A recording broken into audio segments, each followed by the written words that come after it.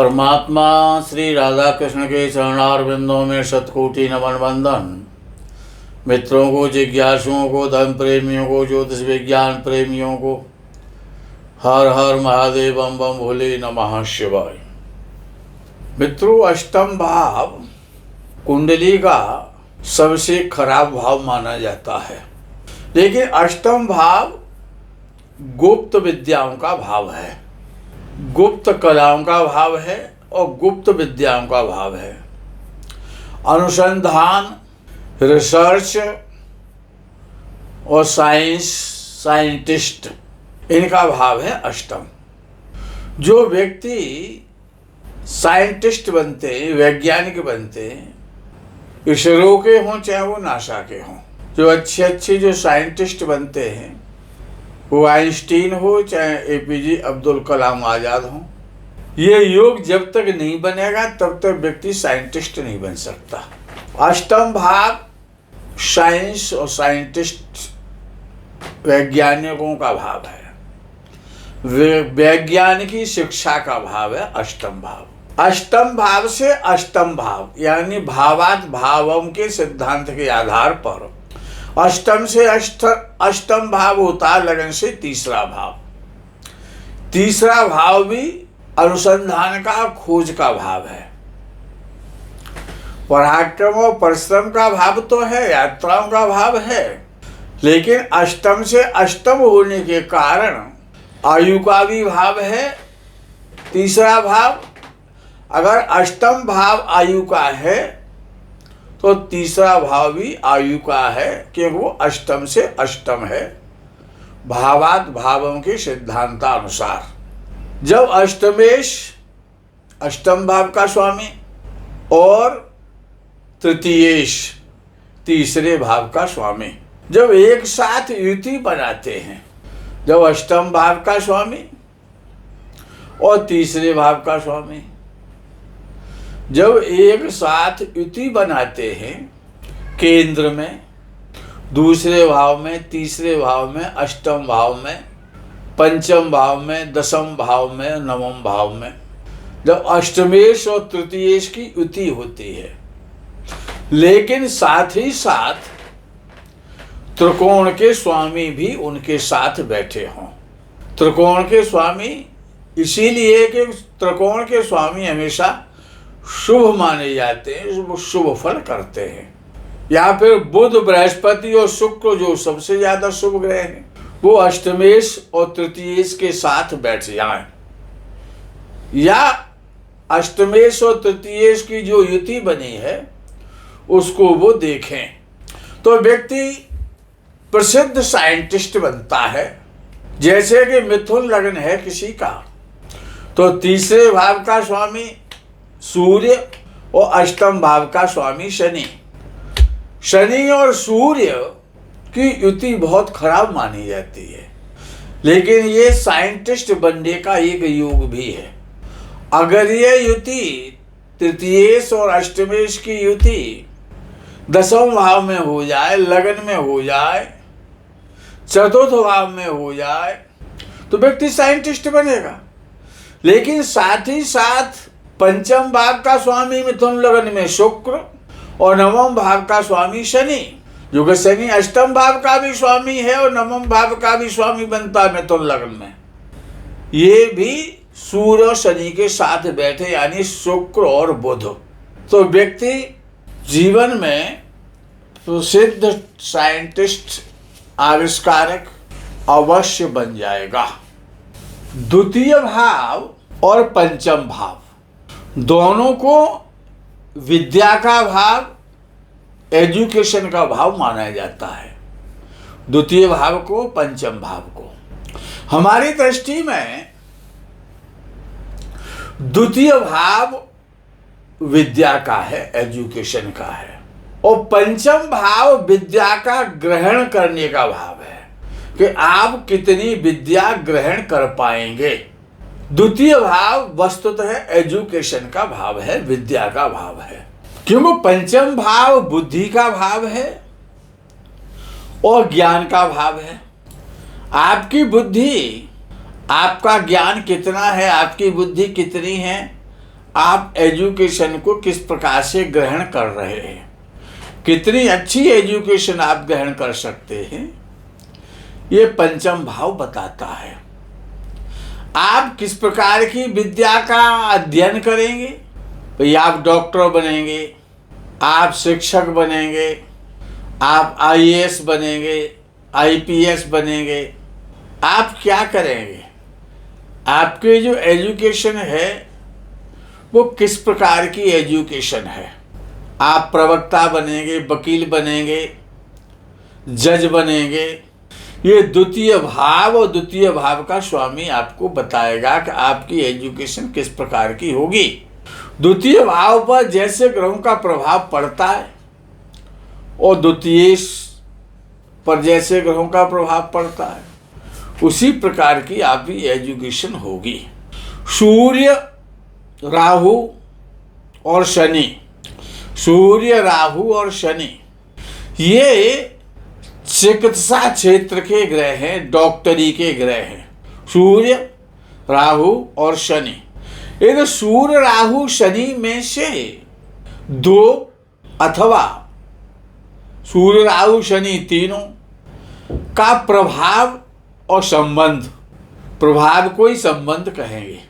सूर्य, राहु, शनि द्वितीय भाव में द्वितीय के साथ बैठे हों, द्वितीय भाव में द्वितीय के साथ बैठे हों।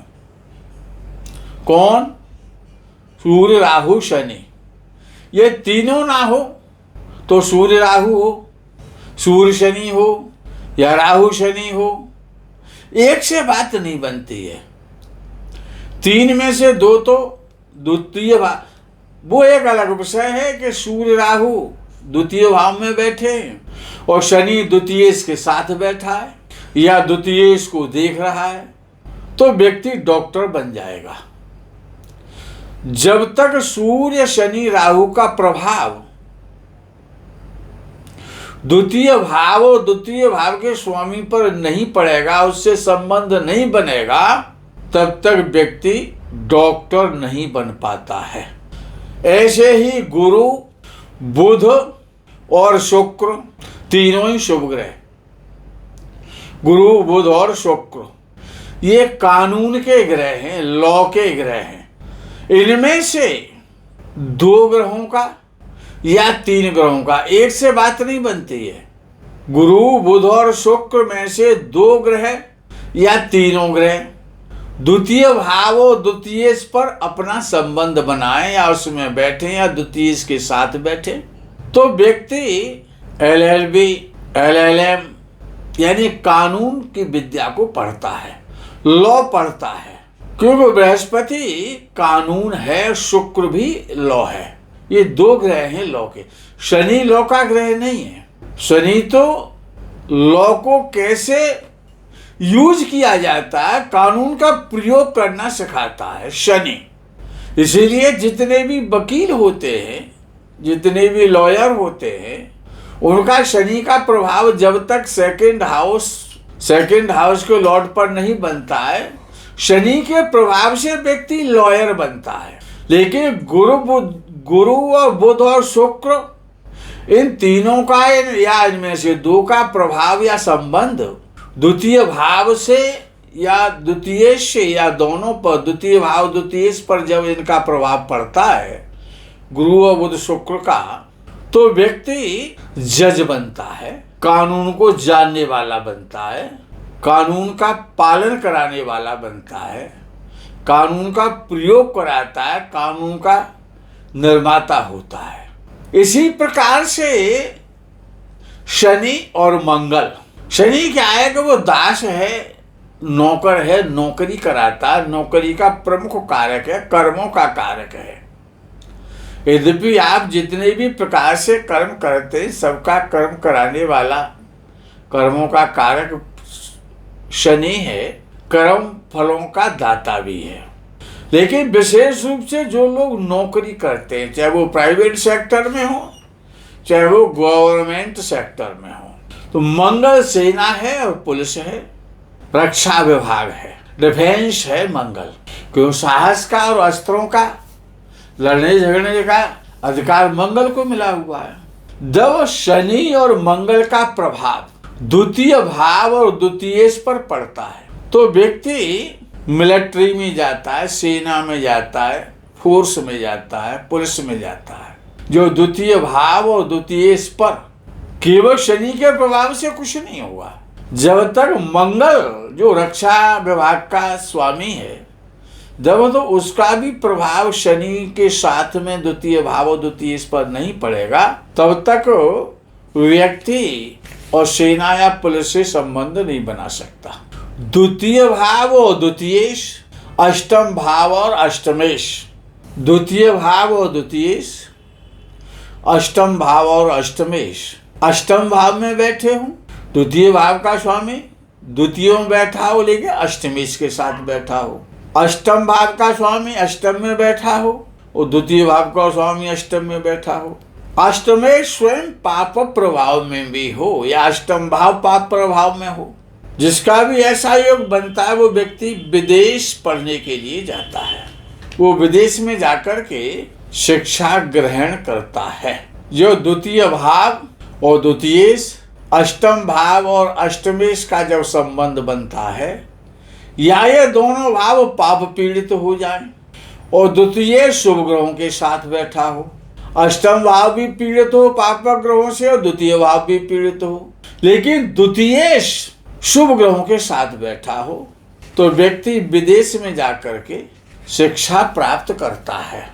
कुंडली में द्वितीय भाव जो एजुकेशन का भाव है, पंचम भाव जो विद्या ग्रहण करने का भाव है। तो द्वितीय भाव और पंचम भाव में, दूसरे भाव में और पांचवें भाव में बृहस्पति और शुक्र और बुध, इन दोनों भावों में बृहस्पति, शुक्र और बुध तीनों बैठे हों। मान लीजिए द्वितीय भाव में बुध और शुक्र बैठ जाए तो पंचम भाव में बृहस्पति बैठ जाए, पंचम भाव में बुध शुक्र बैठ जाए तो द्वितीय भाव में बृहस्पति बैठ जाए, या बुध शुक्र बृहस्पति तीनों ही द्वितीय भाव में या पंचम भाव में बैठ जाए, तो ऐसा व्यक्ति गायक बनता है, संगीतकार बनता है, संगीत की कलाओं में निपुण होता है। ऐसा व्यक्ति संगीत का मर्मज्ञ होता है, क्योंकि द्वितीय भाव और द्वितीय का संबंध जब पंचम भाव से हो जाएगा और विशेष रूप से जब शुक्र के साथ हो जाएगा, तो ऐसा व्यक्ति संगीतज्ञ होगा। क्यों? द्वितीय भाव एजुकेशन का भाव है, बोलने का भाव है, गाने का भाव है, खाने का भाव है, मुख का भाव है द्वितीय भाव। और पंचम भाव सिनेमा का, थिएटर का भाव है, मनोरंजन का भाव है, संगीत का भाव है। जो द्वितीय भाव और पंचम भाव का संबंध बुध बृहस्पति शुक्र से जब होता है, तो व्यक्ति में नेचुरल है कि बुध और शुक्र जैसे ग्रह जो द्वितीय और पंचम से संबंध बनाएंगे या द्वितीय पंचम के स्वामी बन जाएंगे, और बृहस्पति उसमें साथ देगा। बृहस्पति उसकी ब्यूटी है, उसकी सुंदरता है, गायन विद्या की, संगीत विद्या की, स्वर विद्या की। बृहस्पति जब तक सहयोग नहीं करेगा तब तक क्वालिटी नहीं आएगी। बृहस्पति उनकी क्वालिटी को निखार देगा। बुध और शुक्र दोनों ही गायन हैं, तो जब इनका संबंध द्वितीय और पंचम के साथ बनता है, बृहस्पति भी संबंध बनाता है बुध और शुक्र द्वितीय भाव के स्वामी से, पंचम भाव के स्वामी से। जब इन तीनों शुभ ग्रहों का जब संबंध बन जाता है, तो निश्चित है कि व्यक्ति बहुत बड़ा म्यूजिक डायरेक्टर आदि बन जाता है, म्यूजिशियन होता है, वो अच्छा म्यूजिशियन होता है जिसका एक नाम होता है। मित्रों, आज के प्रकरण में यही विराम करते हैं। आगे के प्रकरण का आप इंतजार करें। तब तक के लिए हर हर महादेव, बम बम भोले नमः शिवाय। जय गौ माता की।